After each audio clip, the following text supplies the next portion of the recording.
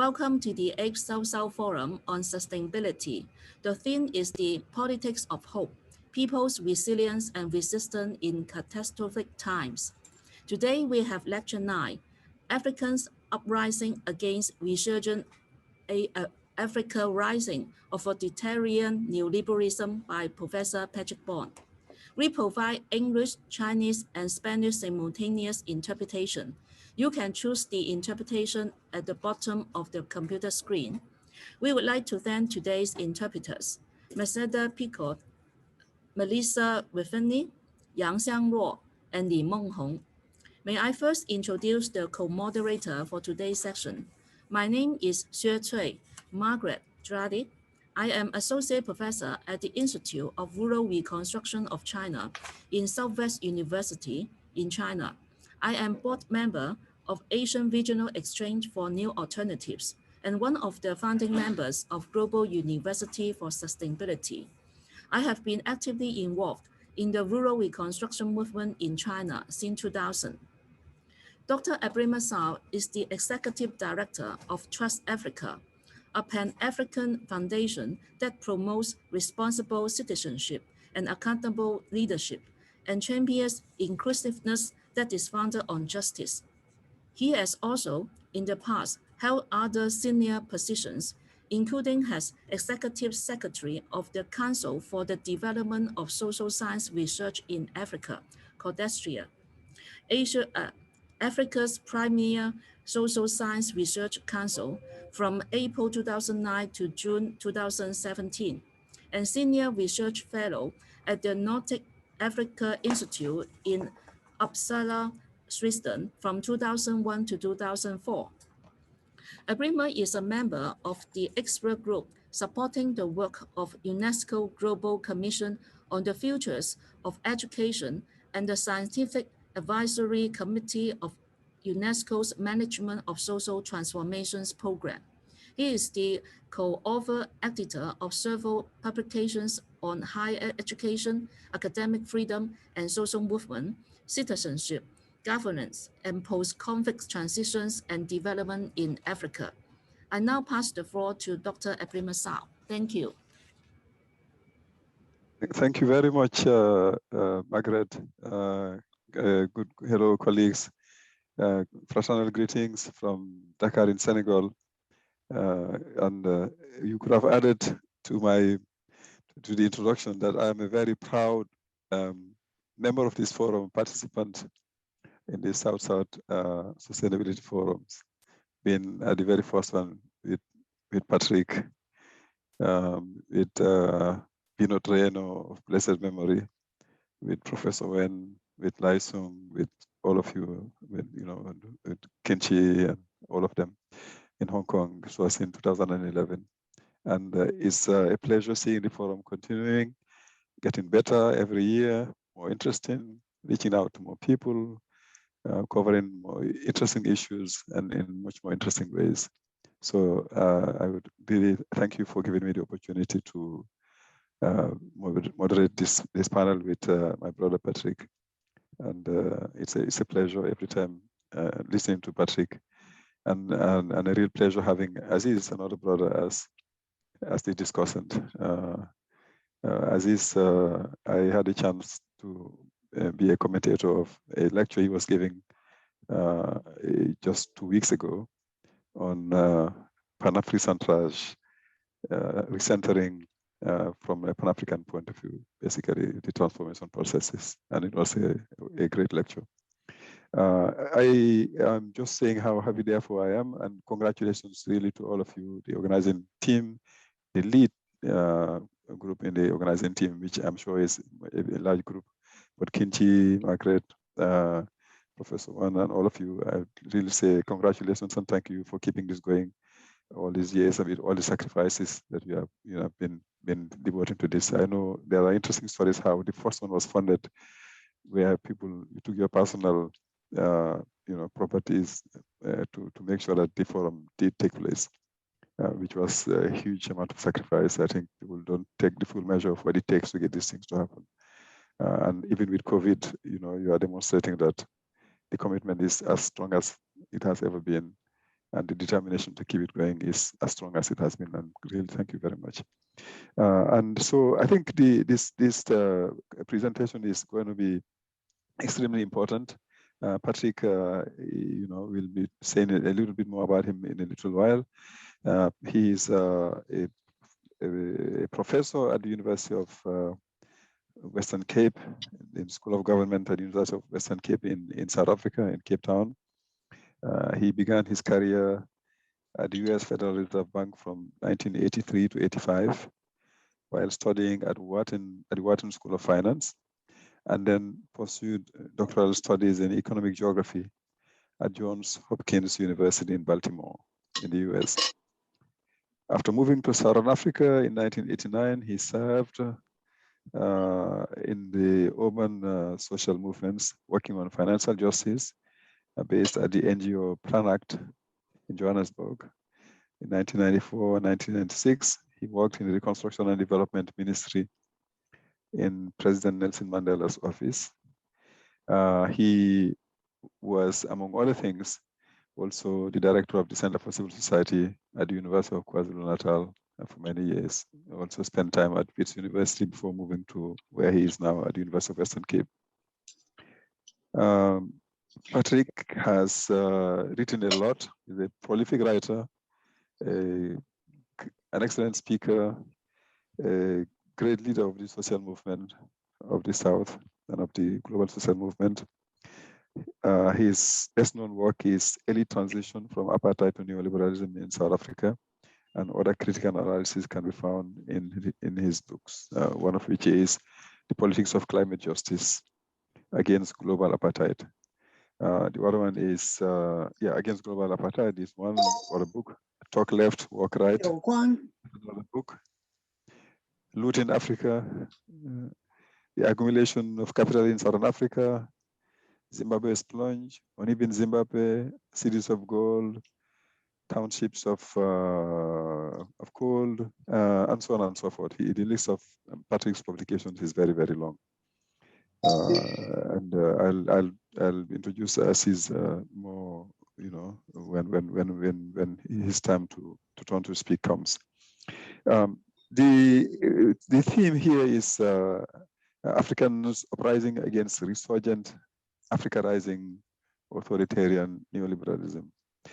The Africa rising narrative has been one of the dominant, probably the main dominant narrative about Africa over the past decade or two.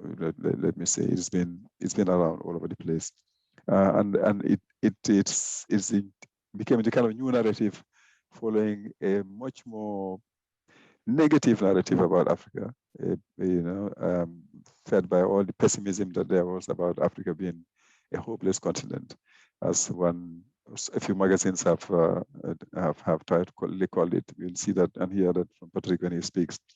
Others have written well before then about the coming anarchy. This is a continent where what you see is, people killing each other, for seemingly no reason, and that it's actually the signal of something much more terrible that is on the way, and that this content, the implication is that it needs to be put under control, and they need to be managed, they need to be babysitted basically, for otherwise, the troubles will not stop there. So it sort of explains a lot of the attitudes and the policies you see having to do with immigration, having to do with other things. But behind that sort of, seemingly infantilizing attitude is also big interests, having to do with resources and resource control, with power and politics, and exploitation and looting, as Patrick has titled one of his books. And I think there are two problems very quickly with this kind of narratives. And first of all, none of these narratives are really about people. They are not in any kind of way people-centered. They are basically about the interests of big business, about international capital, about investment and opportunities for making profits, right? Primarily, whether it's about the peace side of it, whether it's about other things, that basically is what is driving these narratives. It's hopeful, it's hopeless, in relation to what? In relation to possibilities for making money in this continent. not so much about the welfare of the people themselves. Secondly, as it turns out, all these narratives actually are initiated and framed basically from the same circles, right? It's The Economist, a magazine of the establishment, global establishment. It is, from other sources, but they basically framed outside, and then you have a lot of other institutions feeding into it, including the big ones like the World Bank and so on. Now, there's something about the fact that the origins are foreign, but even when they are foreign, the narratives are owned up by the very African elites themselves as well, which sort of speaks to the class basis of these narratives themselves. The problem is they become so problematic that at every level their problematic nature is acknowledged now and recognized as needing to be addressed.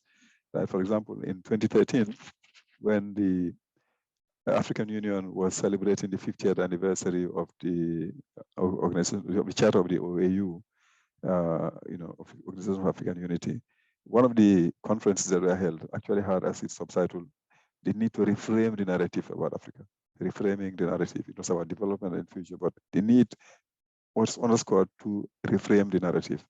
And basically having to do with, look, we need to look at, and this is what I think initiatives like the one we've just been talking about before we started this conversation, opening the forum with Patrick, an initiative like the Alternative Report on Africa is meant to address that kind of problem, where you have a lot of reports produced speaking about Africa from particular perspectives, that are definitely not people-centered, that are not, driven by any progressive agendas, and that obviously is silent, don't give any opportunity for the amplification of popular voices or for the most interesting things happening on the continent to be heard. And so there's an issue with the narratives, and there's an issue with the fact that it's not about the people. Now, I think it's also important to say that, to remind us that this is a conversation happening in the context of the 8th South-South Sustainability Forum. And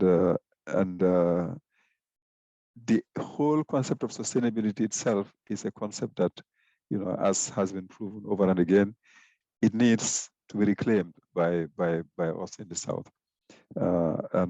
It is there are many efforts that are actually aimed at doing precisely that. But this forum in particular is one in which the whole notion of sustainability, because you do have an idea of sustainability even in dominant circles, in capitalist circles. Like for some, it's the possibility of having something running, generating its own revenues, and then functioning in a particular way. I think for us, it's much more about the need to make the world much more, in a sense, sensible, if I may put it that way, have a civilization that is much more ecological in its nature, much more sensitive to all the problems that we've heard, and making sure that we imagine and work towards producing, a world that is free from a lot of the hassles that we've been having so far. That's much more human-centered. And that is not only human-centered, but not necessarily in an anthropocentric way, but that creates a relationship between humans and their environment that leaves space for all the inhabitants of the planet, for the planet itself to be much more sustainable. I think it's just fitting to say that, because I mentioned the Alternative Report on Africa, that people like Samir Amin spent all their lives working towards the achievement of those objectives.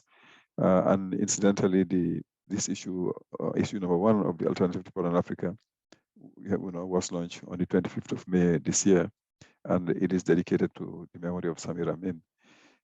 And Saturday this week, there's a series of lectures that are organized in Senegal, and they call it the Saturday Economists of the Saturday economy. I don't know how to translate that. the Saturday economy or something. And this time we are going to speak about another great African economist, progressive Antani Kandawire, also who spent all his life fighting dominant capital. So let me just say that I'm really happy and honored to have Patrick as our main speaker and to be the one moderating this. and having Aziz as the commentator, and saying that all this is aimed towards not only building a new civilization, but also building forward better. We are in a post-pandemic, not even a post-pandemic yet. We are still in the thick of the pandemic, COVID pandemic, and all the problems. We are just talking about vaccine appetite in its different forms, including in the choice of even, you don't even have a problem accessing the vaccines, but they tell you which vaccines are the ones that you should go for. You know, if you have the Sinopharm or Sinovac, like I had the decision I took to take, if I may have a big problem going to Europe because the airlines don't accept to sell you a ticket if you have the Chinese vaccine. They oblige you to take the AstraZeneca one or take another one, and this is a part of the problem actually. So let me just invite Patrick to speak to us about the issue. He is the main speaker. He's the one we are all gathered to listen to. Patrick, you have the floor. Okay. What we'll try and do is figure out whether there is any increasing potential for power to the people given the failure of elites. Ebrima is correct to pose Africa Rising as an Afro-optimism of elites, of export-oriented, mineral extractivist, fossil fuel addicted northern capitalists. There's some BRICS capitalists too, South African. And that was their slogan, Africa Rising. What I'm looking at now are Africans uprising, partly because the last time I was with Kinchi and Margaret and Ebrima all together, you'll see Sam Moyo, our great president of CATASTROPHIC, when Ebrima was the secretary. It was in Chongqing in December 2011, as Ebrima said, a great moment for us all to learn. And Samir Amin helped to put this together, and his networks at Kinchi's done so much to advance. Kinchi, I think in 2006, you were where I am now, which is Durban, at the International Sociological Association where Samir held forth. And it was one of those moments where I realized that a future of the linkage of popular movements would also be facilitated by these amazing comrades. Now, the movements I want to describe, this one in Ouagadougou in 2014, overthrowing Blaise Compaoré, who had killed Thomas Sankara. Those movements have had their ebbs and flows. 10 years ago was an exceptional period of optimism from North Africa. And what I'll do now is to alert you to what's happening here first, just in 6 parts, about 10 minutes each, if you allow me. Swaziland, Mozambique, and South Africa have different kinds of Africans uprising with very different implications for politics and solidarity. We have to learn from them because even though I'd love to be able to scan the whole continent and see what's happening, it's at least these 3 I have more expertise in. But there has been this decade across the continent. So let's look at some of the data and understand what people are protesting about. And particularly where they're able to engage in a regime change from below without Washington. We like to think of responsibility to protect, R2P, WW, without Washington. In other words, to try to figure out what it is in African movements that can at least partially, in the cases perhaps of Eswatini, Swaziland, Mali last year, in Sudan, in Algeria, in many cases, overthrow repressive regimes without the Pentagon. But that does bring us to a narrative that intellectuals must grapple with, because often the Western, and I'm thinking particularly of the French school, would attribute Africa's problems and the need to overthrow regimes to the foibles of the big men. Whereas, just as Ebrima said, we'd want to instead look at structural conditions which persist even after a tyrant has been overthrown by a mass uprising. Some of those to the extractive industries, and the protests there are very important. They're happening across Africa, and South Africa has some interesting examples. And because the climate catastrophe threatens this continent more than any other, and we've seen in Mozambique especially some of the implications, where not only is there fossil fuel extraction, but the impact of cyclones. So if you'll allow me, those will be the subtopics of this discussion.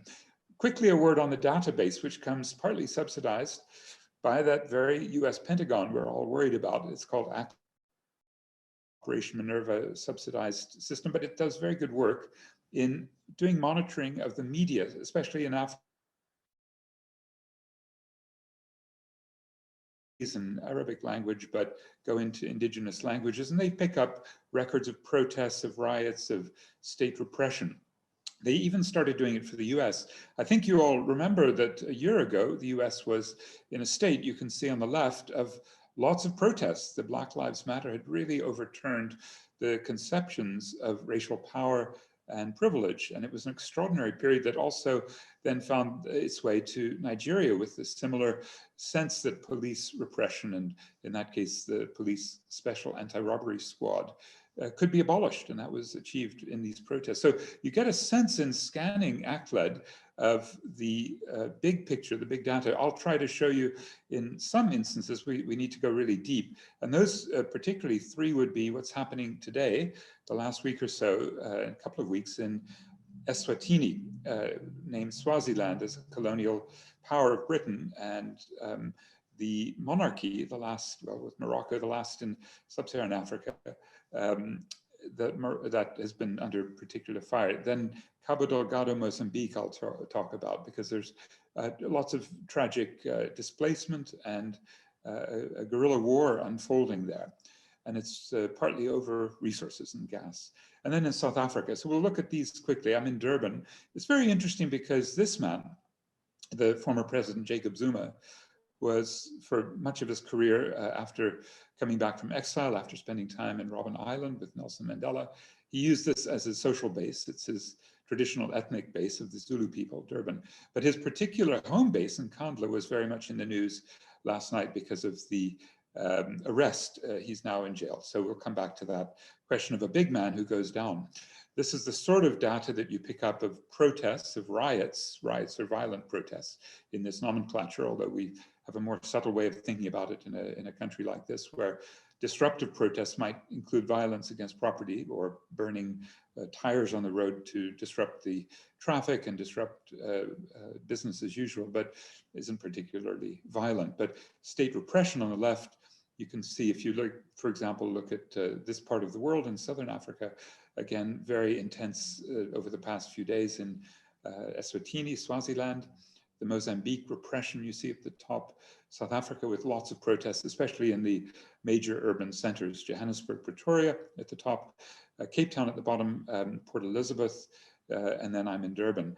The new evidence of what's happening in Swaziland and Eswatini is very impressive from the standpoint of activists who, even though the internet has been turned off by a South African company that controls the internet at the request of the king, it's been possible to identify the extraordinary police repression that's led to, according to activists, more than 70 deaths over the past couple of weeks. And so it's very interesting to see the big man, King Mswati, because even in the Economist magazine, where you often find the economists kind of supporting Western capital, and they're very happy with King Mswati because they have a special economic zone that has been very profitable for them since the days of apartheid, when many companies needed to move their headquarters from Johannesburg. They moved nominally to Swaziland.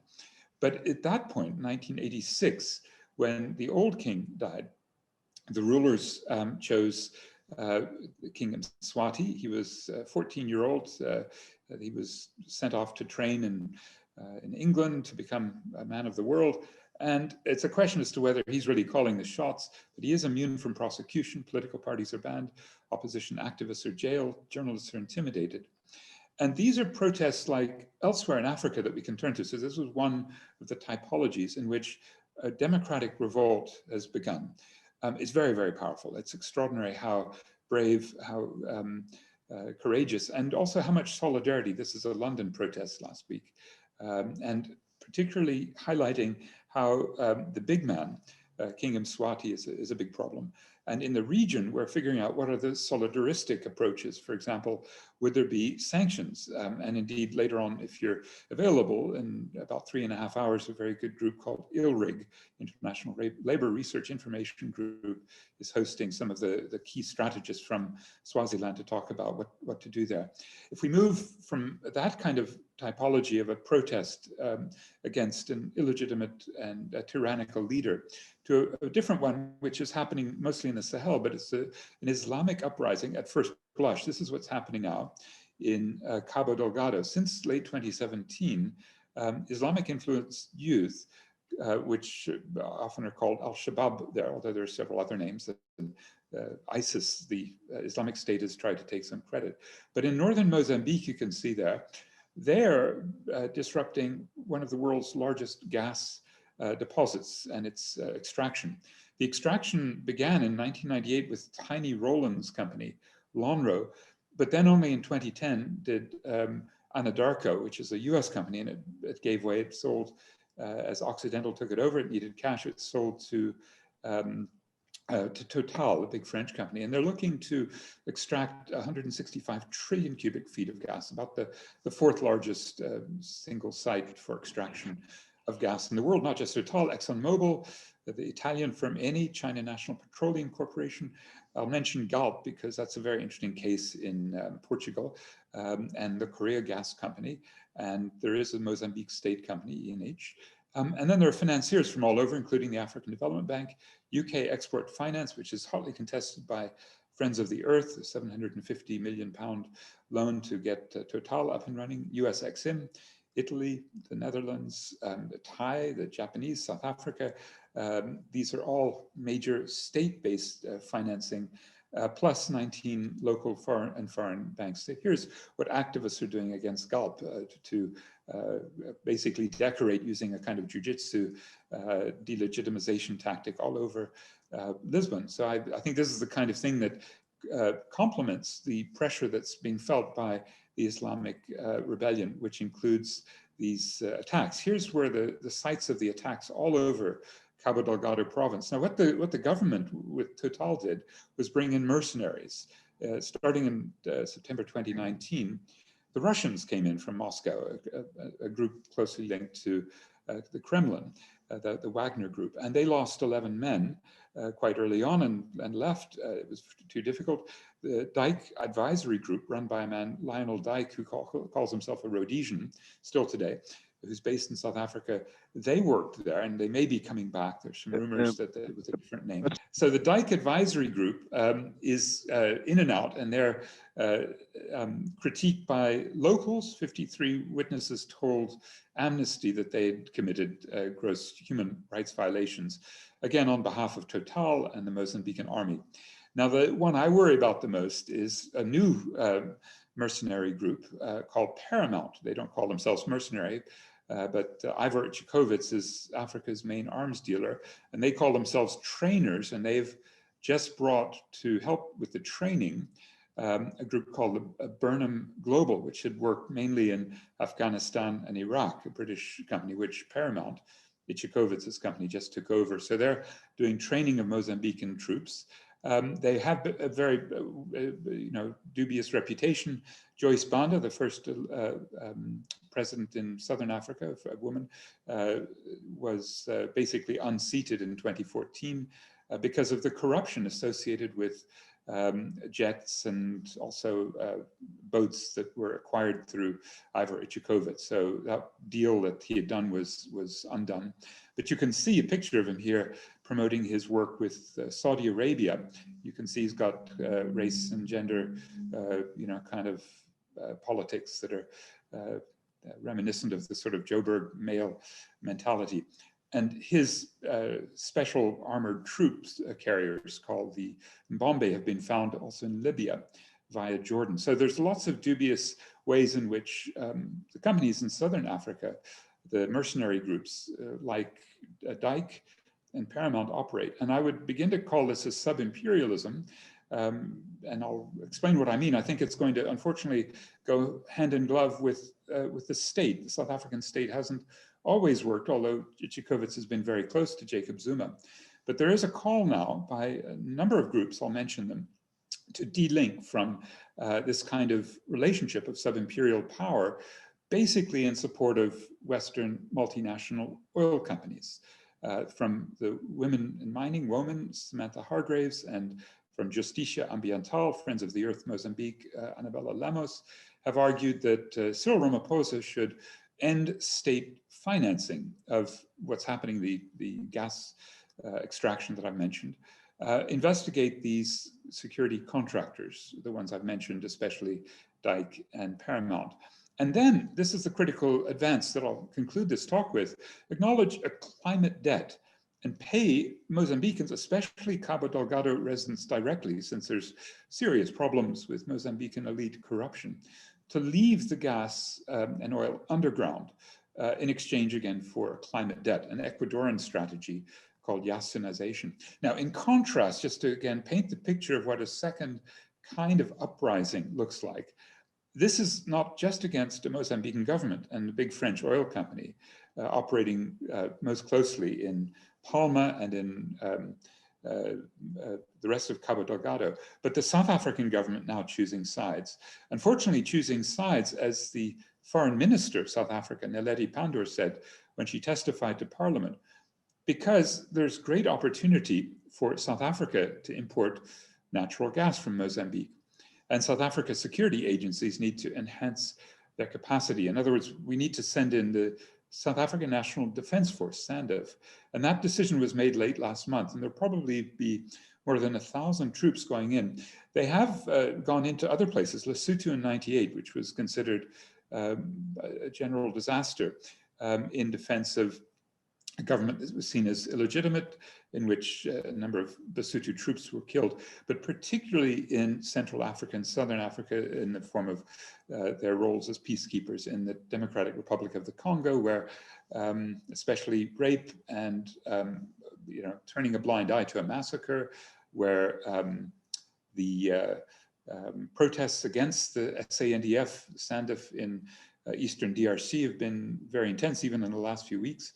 And the most tragic case in the Central African Republic, where South African troops were there basically to protect, about 13 came home in coffins, tragically, in 2013, but basically there to protect Johannesburg companies that had done deals. They weren't there for training or to protect military assets, but South African assets, equipment, property, and those were not of strategic military importance. It was something else going on. The public was lied to. This was about protecting buildings in Bangui, the capital of CAR, the ones which belong to businesses in Johannesburg. Which businesses? The ones connected to our ruling party, the African National Congress, particularly for securing a diamond export monopoly and for oil extraction, right? So there were some very important connections, which unfortunately oil diamonds showed up in the pulp press and delegitimized not just President Bozizé, who was kicked out by the Baleka rebels, but also Jacob Zuma, who was in denial that there was anything dubious about the deployment of the SADC troops, the SANDF troops there. Bozizé had even gotten weapons from Ichikovic. This was a negotiation underway when Ichikovic's team had to leave in a hurry there. And it does remind of this man, doesn't it? Cecil Rhodes, who had this vision of going from Cape to Cairo. And Stratfor, a kind of private sector version of the CIA, talked about the cohabitation between domestic and foreign interests, exploiting mineral resources, not just in South Africa, but in the region, maintaining a free flow of labor and capital to and from Southern Africa, and particularly a superior security capability able to project into South Central Africa. So this is what traditionally sub-imperialist South Africa did as a kind of deputy sheriff to Western imperialism, which protected apartheid for decades until the mid-1980s. So what is underway as a sort of uprising is an attempt to grapple with that legacy and the ongoing character of South African involvement in Mozambique, adding fuel to the fire, as a wonderful seminar yesterday described it. Some of the groups involved are leading environmental justice groups like Groundwork or Southern Africa Resource Watch or Justicia Ambiental, 350.org, Amnesty, Crisis in Zimbabwe Coalition, and the Southern African People's Solidarity Network, and even the second biggest trade union federation, SAFTU. And they are, I think, mobilizing to do an anti-sub-imperial defense of Mozambicans and to demand that the climate debt be paid by South Africa to Mozambicans. Instead of sending bullets and bombs, send finances to the people of Cabo Delgado so they won't be sucked into the desperation that leads them to Islamic extremism. Moving to South Africa is a third case of these micro protest sites, which are all very different. This one has more of the tradition of being, as Karl Polanyi put it, a kind of double movement against neoliberalism. And this is intensified in the period since Jacob Zuma took office in numbers, again, the database from ACLED. And so what are we looking at here? Protests against the commodification of life, against excessive lockdown. We'll see a few of the slides here, of the pictures that give you a sense of the protests that are just bubbling over everywhere. Particularly in the period since April of 2020. And these protests continue. We're in a stage 4 lockdown now, and the desperation, the anger, the lack of government's sort of fiscal approach. It's a very, very austerity-oriented government that will not provide food parcels or income grants anymore. There was a very tokenistic amount throughout some of 2020, but not enough. And what the red ants are doing, red ants in that photograph, is evicting people who can't pay rent because they've, under conditions of lockdown and a 7% crash in the economy last year, really suffered terribly. Unable to pay rent, they're often evicted and then engage in land invasions, right? And the land invasions have been probably the main form of the uprisings, and very well organized and sustained, and many of them still today successful because of the pressure, again, from a housing market that's not working. It reminds me of 3 other periods of protests that we've had here. Most recently, Fees Must Fall against neoliberal universities, which exclude people if they can't pay. And after 3 years of protest, 2015 to 17, the tertiary education students did win free education for 95% of the working class. A second was the period in the early 2000s when AIDS medicines, which cost about $10,000 a year, were won through struggles by the Treatment Action Campaign as generics and provided through the state. It required, like is being attempted now, intellectual property waiver from the big pharma corp's power in the World Trade Organization so that we could have generic production and provided free through the state. As a result, South Africa, with about 7 million people getting these medicines, had a life expectancy increase that was down to 52 in 2005 and is now up to 65. Again, a reflection of the social movement pressure in an anti-neoliberal movement. A third being the struggles for free water, free electricity, partially successful, certainly enough to withstand privatization. So those are a third type of the kind of protests. Now, if we move to the second of my 6 topics, this protest wave across the continent is some combination of these 3, right? The Eswatini fight against. I wanted to start to bring you why, at the global scale, the Africa Rising narrative was so ill-equipped to deal with these kind of protests, as manifest by Dominique Strauss-Kahn. Do you remember him as the International Monetary Fund Managing Director? And in 2011, in April, as the protests began to be formidable across North Africa and the Middle East, there was a question at a press conference: is this a far-left movement coming through these Arab Spring or North African revolutions? And do they want a more closed economy? There have been a lot of pictures of Che Guevara, said a journalist to Dominique Strauss-Kahn at the IMF.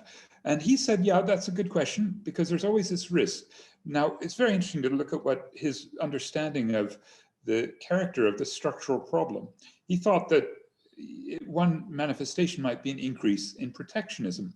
Now, ironically, 5 years later, in Brexit in Britain, or in the Trump election in late 2016, you could argue that an increase in protectionism against the ravages of globalization turned a conservative working class towards the UK, the right wing of Tory and the UKIP racist xenophobic party, and to Donald Trump in the US. And so, yes, so there was a sort of sense that the right wing might move to protectionism. And there is a left wing argument as well that we'll look at, delinking.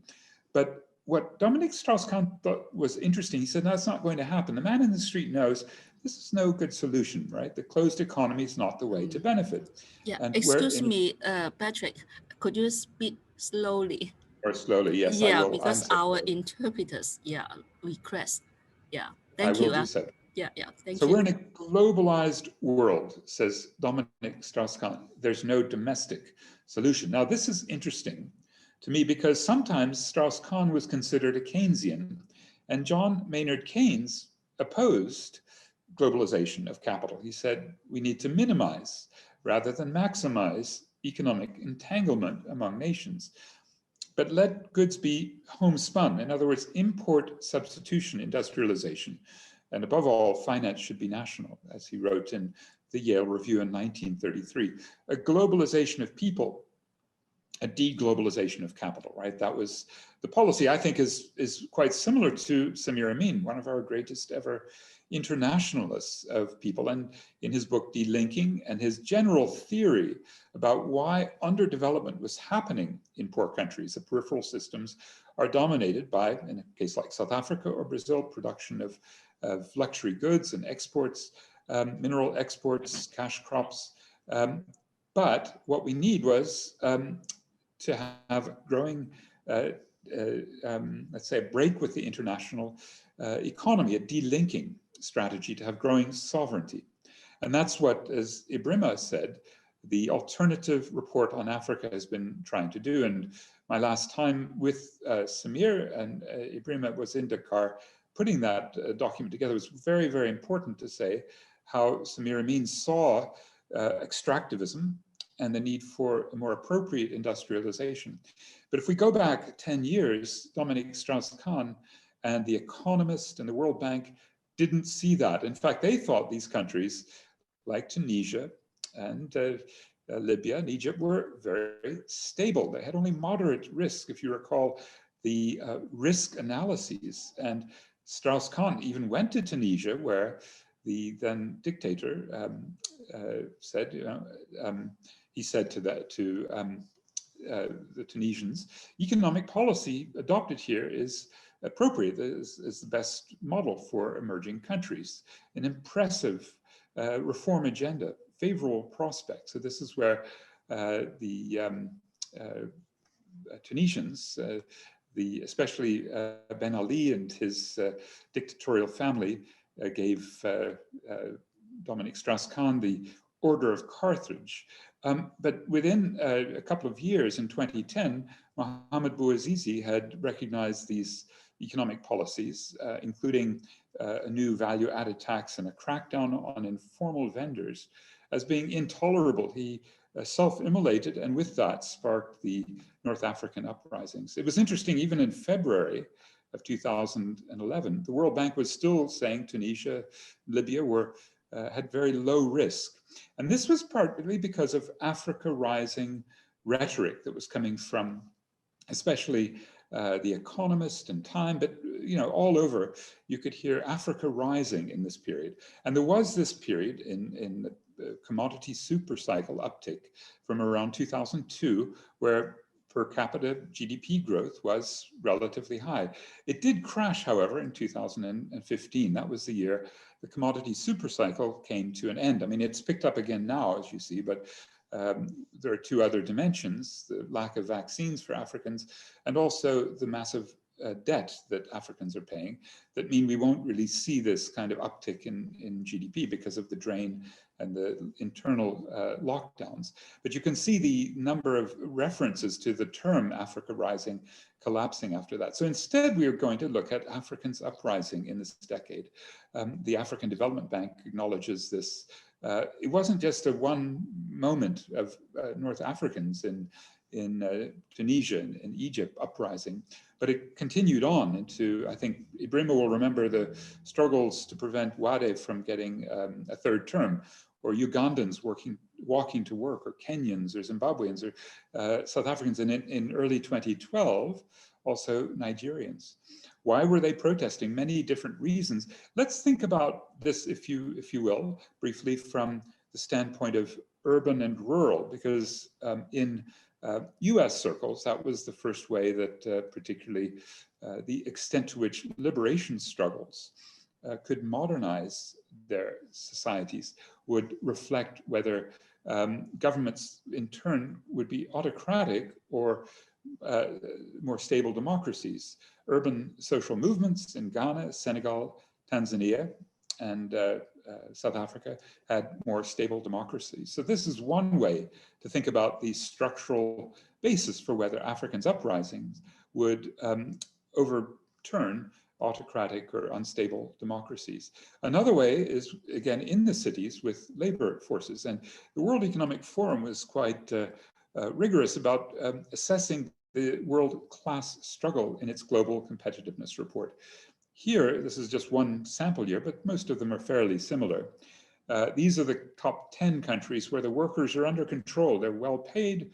There's a labor aristocracy. They're very passive or generally cooperative.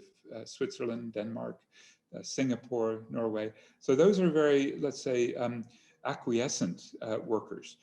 In contrast, South African workers were traditionally in the 2010s the most militant, or let's say generally confrontational, according to the survey of 14,000. So we can find many African working classes, actually, the continent with the most angry workers, according to World Economic Forum surveys. We also have other protests, and I find this correlation quite persuasive, not just myself, but this was a correlation, again, with the dots on the right, representing armed conflicts or riots and protests that the American Economic Review published an article in 2007 to show that correlation. We'll come back to that point. Environmental movements all over Africa have been protesting. So there's lots of dissent. And these were, in some cases, powerful enough to overthrow governments. So, for example, in Egypt and Burundi, Tunisia, South Africa, Ethiopia, Kenya, Nigeria, Algeria, dissatisfaction with political arrangements were among the main drivers of the public protests, according to ACLED, right? They called for more accountability and justice. And that brings us to some of the key cases. I mean, as I said at the beginning, to see Blaise Compaoré in Burkina Faso overthrown, both in 2014 and then in 2015 when he tried to come back to power. It was Compaoré who had arranged the murder of Thomas Sankara, the great liberation leader of the 1980s. So this was a very impressive point at which not just him, but many of the tyrants of the African continent, Wade, who wanted the third term, Nkurunziza in Burundi, Kagame protests against, although he has stayed in power, Nguesso in the Republic of Congo, Kabila in the DRC, in Gambia, Yahya Jammeh, in South Africa, protests against Zuma. Zuma must fall, swept the country in 2017-18. In Ethiopia, in Zimbabwe, in Togo, Cameroon, Morocco, Uganda, Kenya, major protests, in some cases quite successful at sweeping out the elites, most recently in Algeria, in Sudan and Mali, and maybe now in Eswatini as well. So these were some of the governments overthrown in 2019, and the data, we don't have much time to go through it in great detail, but I'll just take a sense that this fits into a global process. Let's call it the age of mass protests during the 2010s. This, by the way, is the term that the Center for Strategic and International Studies, a US neoconservative think tank, right? A genuine think tank where people are paid to think by the people who control the tanks. And looking at this age of mass protest, Africa stands, I think, just as strong as other regions in sweeping out dictators or engaging in very formidable social protests, sometimes over socioeconomic and sometimes over political. In many of these cases in 2019, 47 countries, about a quarter of the world, witnessing mass protests. And these continued on into 2020 in spite of lockdown. It was a sort of brief period in March, April, May of 2020 when it went down. But as one of the more recent assessments of the ACLED data show, the year of 2020 with especially the Black Lives Matter movement, the Nigerian movement, and then in India at the end of the year, the rural people's movements being Very, very powerful. So that brings us to the question, what are they against? Are they just against a big man in these African uprisings?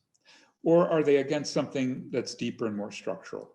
And this is very important for us to grapple with, because just as Ebrima SALL said, I'll show you in a moment, Thandeka Mkandawira, one of the great intellectuals who died just over a year ago, Thandeka Mkandawira was very cross with the analysis of those, especially from the French school, also Johannesburg, who describe a system, Africa Works, based on neo-patrimonialism. So those of us who do political theory are quite curious about the way in which Northern conceptions of the big man, Kagame in Rwanda, Museveni in Uganda, Mugabe, who died last year in Zimbabwe. These are very important moments to understand how the framing of what people are against might reflect on a kind of political ideology. So first and foremost, colonial administrators created many of the big man through tribal power assimilation, but deformed them. And secondly, the extractive industries create big men through the patrimonial networks that give elites power in exchange for access to resources under the soil. Thirdly, as Frans Fanon in The Wretched of the Earth insisted, if you don't have access to a private sector where you can create a bourgeoisie, there's basically only the state to which elite formation will adhere to. So that's where it's terribly important for the big men to control the state. And fifth, the African Union hasn't done anything to help social movements unseat the big men. They basically allow these to continue. Here's a big man theorist here in South Africa, Greg Mills. And this is why this is so controversial, right? For a man like Mills, and we'll look at some of the French theorists as well, a neo-patrimonial culture is to blame. It's, in Mills', I think, racist approach, a primordial lust for wealth, primordial, that word, right? Along crude racial, tribal, party, and familial lines that Mills, who runs an institute, the Brenthurst Foundation, that is the Oppenheimer Family Foundation funds. And of course, in South Africa, we've had a big man. This is his palace. It's called Nkandla. And his name, Jacob Zuma. And he was called the big man all the time, right? Because he set up systems with networks of families like the Guptas or the Watsons or the Sheikhs. But last night, the big man was actually captured, and it was a big contestation there because of his supporters in their thousands trying to prevent the capture, but he is now in jail for all kinds of corrupt activities and refusing to go before the courts. So the big man can sometimes come down. And that is interesting because for Bayard, who was the sort of original politics of the Belly scholar, and his compatriots, Deleuze and Chabal, the African big man would stay in power forever because the populace was so passive. Patrimonial reciprocity, I mean, on the whole, the society, they don't vote because they support the ideas or read the programs, but because they placate the demands of their existing or putative patrons. So it's again about African people suffering from excessive patronage, which is completely disproven by all of our protests against the big men. The solution to the problem of the big man, according to Mills and his colleagues, including Olusegun Obasanjo, the former Nigerian army leader and then president, is that they adopt neoliberal strategies, being open to international trade and promoting enterprise and private sector growth, without Mills and his colleagues acknowledging that there's local settler colonialism that prevents that. And there's also global capitalism that makes it difficult to accumulate in Africa. And that's why Thandeka Mkandawira's inputs before his death last year, especially in a 2015 article in World Politics, was so important. He attacked these stereotypes of insatiable gluttony and ostentatiousness and the intellectually the methodological communalism, right, in which these French theorists and their Johannesburg allies are deriving macro level phenomena from the micro. It's not just the French, the Johannesburg elite, it's the Harvard group around Robert Bates and around Anne Kruger, who have also promoted another version of the rent seeking critique that's similar to neo-patrimonialism. And the idea there is a malevolent state. Now, for Mkandawira, he thought this was a problem he could also attribute to vulgar Marxism. But I'm not sure. I think here, Frantz Fanon, who's Wretched to the Earth, as I said, addresses this problem of class formation in arguing that the Western bourgeoisie's business agent in the African national bourgeoisie plays its part without any complexes in a most dignified manner. And the national bourgeoisie identifies itself with the decadence of the bourgeoisie of the West, and it's already senile before knowing the petulance and the fearlessness or the will to succeed of youth. For Mkandawira, I think he came to grips with this contradiction. We don't want vulgar Marxism, but we do want to bring some analysis of class formation. And for Mkandawira, a full-blown capitalist class doesn't develop properly in Africa because of these structural constraints. And so class coalitions and cultural expressions and logics, meaning that Africa is much more prone to primitive accumulation, to the kind of permanent thieving that's associated, as I'll show you, with extractive industries. And I think it's at that level that if you look, as Ibo Mandaza, as Brian Raftopoulos from Zimbabwe have, at the kinds of national projects that we have in our African elites, you'll be as disappointed as Fanon predicted because of the lack of commitment to the national project on behalf of both the existing white settler colonial bourgeoisie. South Africa may be the worst, Zimbabwe as well, Kenya too, but also the forms of violence of the state that characterize not just colonial, but then post-colonial rule when you do have these uprisings. There's also a patriarchal character to this, and there are many African feminists who've put the gender analysis, especially given that so much of African political economy requires a social reproduction in which women are super exploited by raising children, looking after sick workers, looking after the elderly, when there's no state systems, as in advanced capitalist countries, to do so.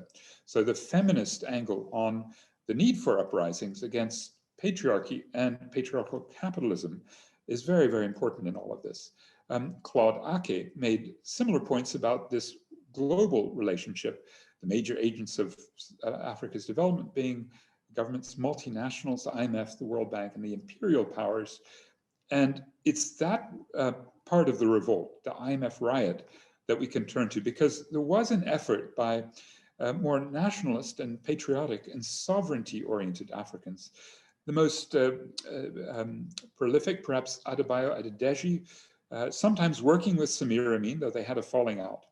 And certainly in arguing for integration of our economy and for self-sufficiency and self-sustainment and to stop the export of basic raw materials, Adebayo Adedeji put together Lagos plan of action calling for self-reliance so that the inequality and the stagnation could be reversed. Unfortunately, in the 1980s, Adedeji lost all the battles to this man, Elliot Berg, and the Berg Report, which was the World Bank's imposition of structural adjustment, right? In every respect, an antithesis of what the Lagos plan of Adedeji, when he ran the United Nations Economic Commission on Africa, was all about. So for the World Bank, the IMF, the solutions were always about letting markets have freedom to correct imperfect pricing systems caused by state intervention. And that led, as you see in the bottom right-hand side, to a decline in the terms of trade as more and more exports competed with each other, but also a deindustrialization as much of Africa, South Africa, Nigeria, Zimbabwe, as three of the key cases, completely collapsed as their percentage of manufacturing to GDP, and with it, the collapse of organized labor in the productive sectors of the economy. Again, Adedeji comes back with the AFSAP, the Alternative African Framework for Socioeconomic Recovery, and again, looking at some of the basic structural problems without having too much time to go into them. Again, the IMF and the World Bank fought back, saying we still need to liberalize, you still need a natural resource-based model of exports. You still need to stay on the Washington consensus and not fight these structural power relations. And again, maintaining a natural resources base, particularly as Joe Stiglitz complained, because he was post-structuralist in that sense, a post-Washington consensus analyst. What he suggested was that you move away from these export-oriented commodity-dependent economies, right? And I know Jomo K.S. is in the House, and he in the United Nations, and Stiglitz in a variety of terrains, worked so hard to try to persuade African countries to break out of this problem of unfettered market ideology coming from Washington.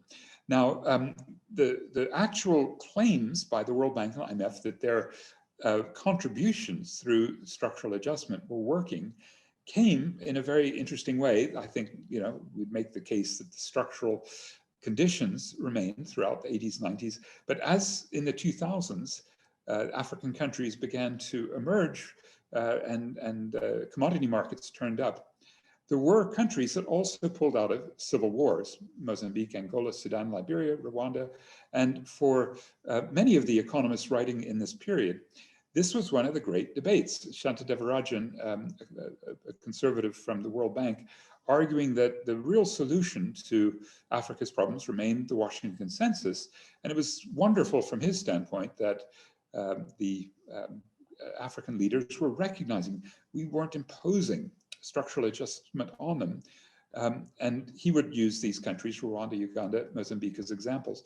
For the late John Weeks, who went through all of these cases and did a sophisticated modeling of what was going on, it was the end of civil war in many of them, and then the rise of the commodity supercycle, which, as you see, occurs until 2008. Then there's a crash, and then thanks to Chinese import of raw materials, as China had a big Keynesian and infrastructure-based industrialization process, the demand for these raw materials increased. So between 2009 and 2015, the commodity supercycle remains strong. But wars continued, and these are again part of our structural argument, particularly because in some of them you could also see the hand of the United States. So we can go into the details about US imperialism. Let's say that one of the solutions promoted was an African version of structural adjustment that was attempting to own this process, and Thabo Mbeki's New Partnership for Africa's Development. And also he was joined by Abdulaziz Bouteflika, by Olusegun Obasanjo, by Abdoulaye Wade in putting this forward, the New Partnership for Africa's Development, NEPAD. And it was very strongly endorsed, for example, by the US State Department, philosophically spot on, a visionary program. And that was from about 2001, the main project of the AU to try to get out of this.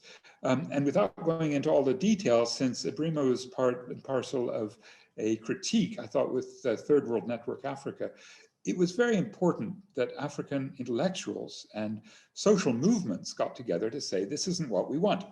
And so the Declaration on Africa's Development Challenges in 2002 made very clear that the neoliberal economic policy that was at the heart of NEPAD and the fact that the African people and their movements, the trade unions, the women's movements, the youth hadn't played any part in the conception or design or formulation.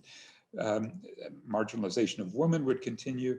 The targets were foreign donors. The vision of democracy was just to create a functional market. And the external conditions, the structural conditions we've been talking about, were underemphasized. That means NEPAD would lock Africa's economies disadvantageously into the economy. And this reminds of the attempts in the Lagos Plan of Action and the AFSAP, the Alternative African Framework, to challenge that neoliberal ideology. And as Third World Network Africa and Codestria, Samir Amin, very much part of this discussion, the initiatives from Adedeji and his allies were counteracted and ultimately undermined by policy frameworks developed from outside, imposed by the Bretton Woods institutions and the WTO. So that's the sort of general terrain of structural power that reinvented itself. Thabo Mbeki's spokesperson responded by saying, ideology and slogans don't feed the people. He didn't like the CATASTROPHIC Third World Network critique. But in fact, ideology is critical, as Cabral said. The deficiency ideologically is one reason these national liberation movements have failed. The great danger that threatens Africa is the absence of ideology, according to Frantz Fanon. So this is really terribly important. And that's where, again, Amin with the World Forum for Alternatives and the Third World Forum promoted critical thinking about the AU. And Wade even came to admit that NEPAD was disappointing. He'd signed on to it. And Mbeki by 2008 admitted that they couldn't break out of their own limitations and hadn't succeeded with NEPAD. There is a new NEPAD leader, the former Niger Prime Minister, who has defended it. It wasn't externally imposed, it was ours. Leftist intellectuals have attacked it, but that's not right. But in fact, we've never seen a real break from it. And even when in the period she was running the African Union in the early 2010s, in Nkosazana Dlamini Zuma, who's currently the Minister of Local Government in South Africa, attempted an Agenda 2063 and a continental free trade area. These structural constraints remain very powerful. How powerful, how debilitating? According to Global Justice Now and a few other allies like ISADEC in Ghana, Institute for African Alternatives in Cape Town, Groundwork in South Africa, the People's Health Movement, the Jubilee Campaign, looking at the outflows of resources structurally, the financial deprivation of Africa is absolutely formidable. And so a typical year, 2017, $41 billion extracted, net after aid, capital flights, remittances, profits, loans, interest, illegal logging. And I would add to that, my next set of points is really about what Africa has meant to the West and to some BRICS countries as well, let's be frank, a scramble for Africa for its resources. So let me go into the penultimate section, looking quickly at what it is that resource looting and resistance might mean. Partly, we have all manner of resistances to the African extractivism, ecological, socio-psychological, labor and health, spiritual and traditional, political, geopolitical, maldevelopmental, and financial. These are at least a few, 8 of the key reasons for the problem of resource cursing and for resistance. And also many of the activists that we'll look at in a moment have been fighting on these grounds. I want to do 2 others though. One is the unequal ecological exchange that goes with extraction of raw materials that are non-renewable, basically wealth depletion. And the second is the climate catastrophe. So I'll finish with these 2, because in a country like South Africa, considered probably the most wealthy in the world in terms of our under soil resources with vast amounts, for example, platinum group metals, about 85% of the world. You might know palladium and rhodium in the platinum metals group are critical to a hydrogen economy. Manganese, chrome, even gold, where in Johannesburg about half the world's gold had come from. But South Africa is failing to capitalize. Now, one of the aspects is just how volatile the prices are. In fact, they're way up at the moment because of the upturn. Again, it's the probably Chinese-led recovery, China doing the best out of the COVID crisis that causes a new increase. But the most important point about the rise in prices, which artificially makes Africa appear to be rising again, is that if you can do a comprehensive wealth accounting to say what's happening to the resources as they're taken out, you get a much more complete picture. Now, this is acknowledged by the World Bank. One of their documents, which I draw on a fair bit, Little Green Data Book, another, The Changing Wealth of Nations, shows that a high dependence on resource extraction means trouble. Now, this is, since we're in a sustainable development, a sustainability university, this does reflect what Gro Harlem Brundtland and the African member of her commission, the then finance ministers in Zimbabwe, Bernard Chidzero, said that we need to consider sustainability as development that meets the needs of the present without compromising the ability of future generations to meet their needs. And I'll make the point now that sustainability work has to be much more conscious of the extraction of non-renewable resources. For Brundtland, for Chidzero, for that commission, the needs of the world's poor, but also the environment's ability to meet present and future needs have to be considered. And the man I consider, I'll show you in a moment, the strongest African negotiator, Lumumba Diaping, runs a new commission on the rights of future generations, which very much makes this point of future generations, and especially their access to our natural wealth and to protection from climate catastrophe, is something that we are obligated morally to make sacrifices for. There's a theory behind this, environmental economics, which looks at the depletion of the natural capital. And John Hartwick came up with a rule that says, if you are taking your natural capital out, then you should at least reinvest in reproducible capital, such as machines, or later they added human capital, education. But the problem is, we can't deny this, right? The current generation is shortchanging future generations by over-consuming the current product. So the current generation should instead convert the non-renewable resources, Africa's massive mineral wealth, into something that can be sustained. That's a weak sustainability argument. There's a strong sustainability that Costanza and Daly came up with, which was to allow no further decline in natural capital. This is terribly important because when he resigned from the World Bank, he was very cross because the World Bank couldn't stop promoting export-oriented growth, stop counting natural capital, the depletion, right, of the mineral wealth as income. It's actually the depletion of wealth. And you should therefore tax resource throughput more and invest in increasing the supply of the natural capital in the long run. And it's in that sense, you should move away, just like Keynes, like Amin said, from the ideology of free trade, free capital mobility, export-led growth, and instead focus on domestic production to meet local needs. So before he left the World Bank, he and Robert Goodland ensured that there was at least some attempt to measure. So very quickly to confirm a structural analysis for why Africans uprising against Africa rising makes perfect sense, is that the depletion of natural resources in Africa is not compensated by other investments. How bad is it? According to the World Bank, 88% of African countries are depleting their wealth. So they're net losers from natural resource extraction. Here in South Africa, 6.8% of GDP annually is actually being lost by this depletion of resources without the corresponding reinvestment. And even though our balance sheets make South Africa look very wealthy, thanks to all of the natural capital, we're depleting it radically.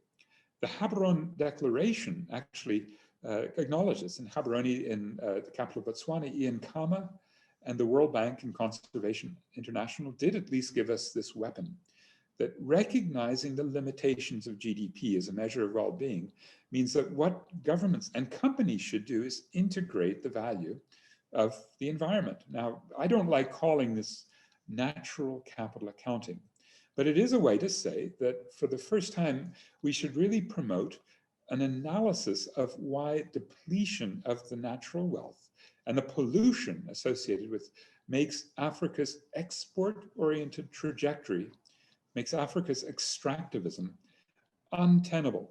Of all the regions of the World Bank acknowledges, Sub-Saharan Africa is losing wealth, about 3% a year, which is a fair bit, 16% in 2008, 7% in 2014.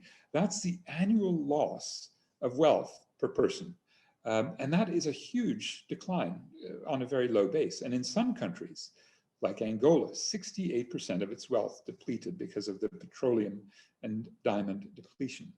Now, it's not just the depletion, but it's also measuring the costs of pollution. Where I am in South Africa, it's acute. Some of the worst conditions of particulate matter or of nitrous oxide or sulfur dioxide occur in the coal fields and the coal-fired power plant burning areas. So that's another one of the areas where activists here are fighting extractivism. Do we have any hope from the Africa Mining Vision for Reform? Because the Africa Mining Vision in 2009 was meant to address all of these deficiencies in the structure, and they made some suggestions. But their basic argument is that we need more multinational corporations, transnational corporations, with the requisite capital, skills, and expertise. And the reason they could come to that is because they ignored depletion of wealth. Now, the African mining vision has been attacked by, for example, ActionAid and Mining Affected Communities United in Action for all sorts of its problems that make it, as they said, a repackaged colonial paradigm, right? The structural inequalities remain, violence experienced by women and girls in affected communities in the mining areas, no acknowledgement of free, prior, and informed consent. So there's many problems associated with process, but also with the structural dilemma that the wealth of Africa is being looted. This does create resistance. Here is the head of Anglo-American, Mark Kutafani, acknowledging that in Africa and across the third world, $25 billion worth of projects have been tied up or stopped by protests. We haven't gotten these relationships right. And that's why the American Economic Review even published this correlation of the looting of the continent with a sizable impact of mining activity, correlating to the probability and intensity of conflict at the local level, both low-level violence, riots, and protests, as well as organized battles. This is something that I hope our Chinese allies acknowledge also is affecting the Belt and Road. Lamu in Kenya is where the first of these battles occurred against a Chinese promoted coal-fired power plant. And it's very relieving to know that after ICBC originally put $900 million of commitments, along with its ally in South Africa, Standard Bank, for 2 Chinese companies to build and operate a 1 gigawatt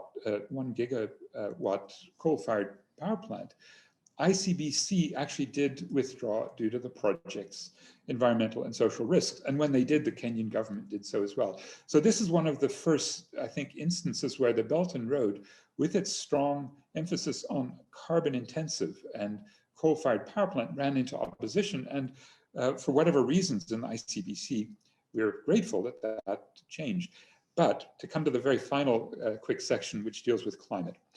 We are unhappy, of course, across Africa about the confluence of the interests, say, that you see in this picture, which is the Copenhagen Accord being signed. You can see Wen Jiabao from China, but particularly Jacob Zuma, then the South African president, and Lula from Brazil, Barack Obama, Wen Jiabao, Manmohan Singh, and unfortunately they did this side deal in December 2009, which was unambitious, non-binding, no penalties, unlike the Kyoto Protocol of 1997. And as a result, it was a league of super polluters who blew up the United Nations. Now, this is terribly important because at this meeting, at this very table, we saw what happened in Paris in 2015 prefigured. It was the subject of a great deal of protest, and including on the floor of the Copenhagen Convention Center, where Pan-African Climate Justice Alliance, PACJA, with 1,500 organizations behind it, disrupted 2 degrees of suicide, no to climate colonialism, no to climate genocide. So here again is an instance of Africans uprising against the essence, in a sense, of Africa rising. And again, to point out Lumumba Diaping, who was the G77 plus China negotiator at those talks, saying, we've been asked to sign a suicide pact. The Copenhagen Accord is a deal that will channel my people into a furnace. At that point, Lumumba was the ambassador from Sudan to the United Nations and was the G77 main negotiator. What is Barack Obama, who is Kenyan, half Hawaiian, what is he going to tell his daughters? Their relatives' lives are not worth anything. And many African negotiating delegations, looking at the elites around him, were unprepared. They'd been bought off.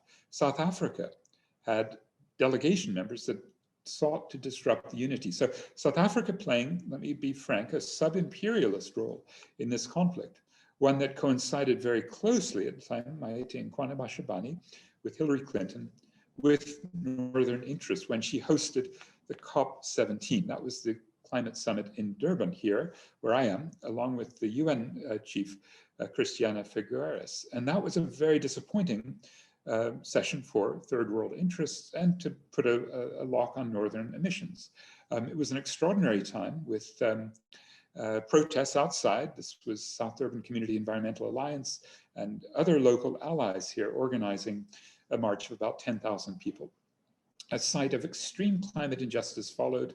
That was the COP 21 in Paris, which saw the failure of the negotiators to achieve binding global emissions reduction requirements fairly distributed, to have accountability mechanisms, to apply an appropriate form, not the French or Ecuadorian forms, but an appropriate form of carbon taxation and dispense with carbon trading and offset gimmicks, what we call the privatization of the air, to respect polluter pays responsibilities for the climate debt that would therefore cover the loss and damage that we saw, say, from Cyclone Kenneth in northern Mozambique, and to compensate for the unused carbon space, to ensure a job-rich, just transition, a climate-friendly technology without intellectual property, to address military, maritime, and air transport emissions, and to compel the fossil fuel owners like Total, ExxonMobil, the others working in Cabo Delgado now,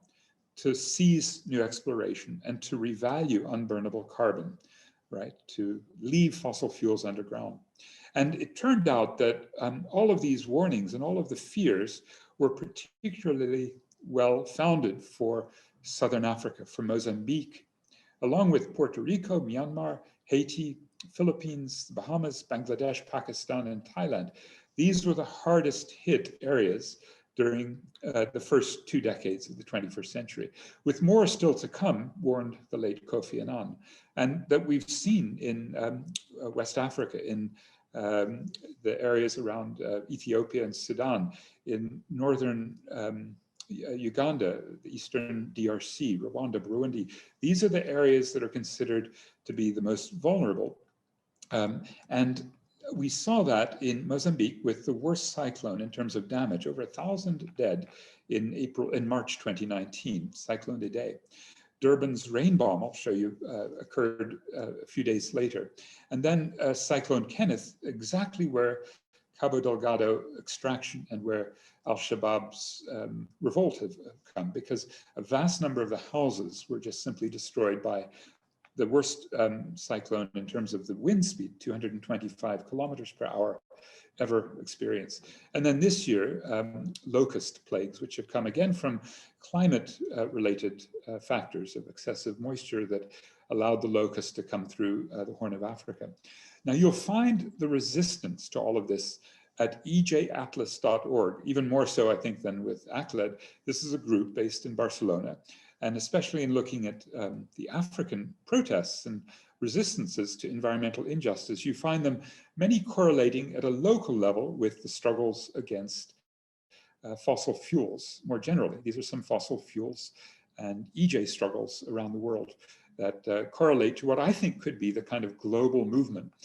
Here where I am in South Durban, this is what April 2019 looked like as a rain bomb. 148 millimeters came through over 24 hours, killing 71 people. Not the rich people, although as you can see, some of them suffered, the whites who live on the coastline in South Durban. And President Ramaphosa, who had prior to coming into the presidency, had been the head of a coal company. This is partly what climate change is about. It hits when we least expect it. And so this kind of instance of a climate crisis here in Durban has woken people up to the need to address the adaptation, the resilience, right, to fund proper housing, stormwater drainage, better natural uses, but to also generate protests to South Africa's massive emissions. We're actually third highest in the world per person per unit of GDP, after Kazakhstan and the Czech Republic. So again, I'd point to the South Durban Community Environmental Alliance as one of the groups organizing protests regularly.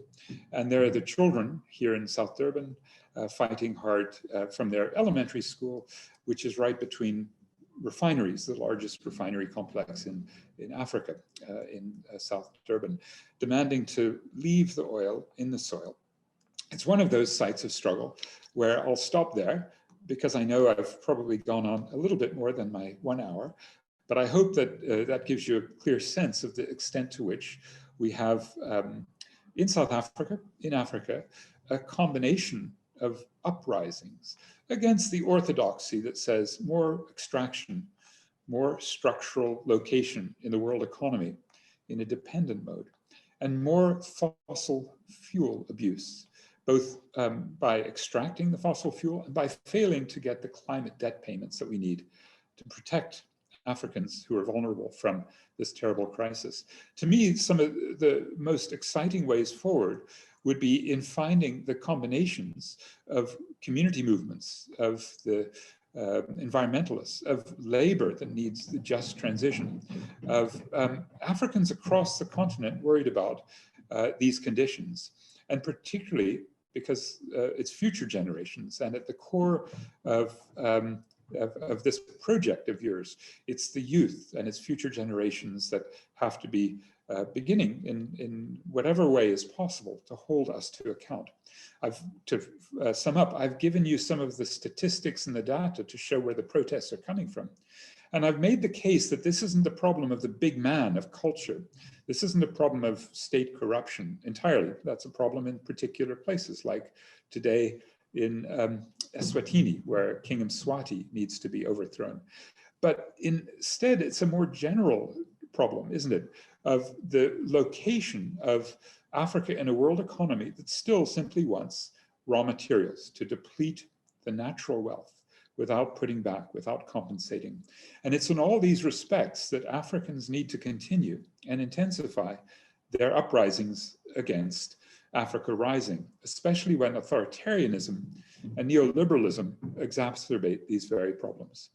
So I'll leave it there. If you're able to hear, we've got a lot of monkeys running around here in South Durban. I don't know if they're being driven by the pressure of development, but if you're hearing a lot of pitter patter on my roof, that's what it is all about. It's not a new rainstorm. But thank you very much for allowing me the chance to compare notes with you, and look forward to hearing what my dear friend Aziz has as a response. Thank you, comrades.